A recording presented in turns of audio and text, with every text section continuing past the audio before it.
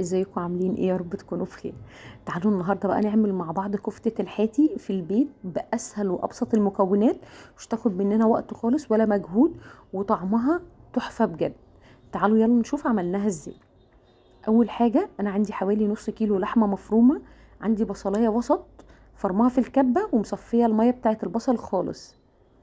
عندي بقى الليه بتاعتي، انا بجيب الليه بحطها في الفريزر وبستخدم على قد ما انا ما محتاج، يعني انا هنا بشرت مثلا حوالي معلقتين كبار ليا، بتدي طعم للكفته خطير.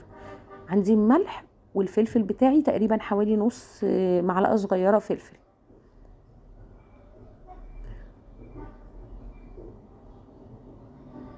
ونص معلقه بيكنج باودر، برضو بتخلي الكفته هشه كده مش مكتومه، بتدي طعم حلو قوي قوي للكفته. ودي مش محتاجه اكتر من كده للكفته بتاعتي. ابسط المكونات الكفته بتطلع طعمها خطير. بلاش نضيف توابل كتير للكفته، بتغير طعم الكفته بتاعنا. الليه بس والملح والفلفل، بصوا يا جماعه خطيره بجد. هنبدا بقى نشكلها. عندك بقى عصيان شيش طاووق، عندك معلقه براحتك، يعني انا بحب اعمل بالمعلقه الصغيره دي، انا بحب الحجم ده للكفته. نبدا بقى نشكل الكميه بتاعتي كلها بنفس الطريقه كده، سهله جدا. بصوا، تعالوا نعمل مع بعض واحد تاني. ممكن بمعلقه صغيره، ممكن بعصيان شيش، كم عصايه كده مع بعض بتاع الشيش برضه بتعملي، ممكن تشكليها لو انت حابه ان انت تعمليها حجم اكبر من كده، بس انا بالنسبه لي الحجم ده كويس قوي. وابدا بقى اعمل الكميه بتاعتي كلها.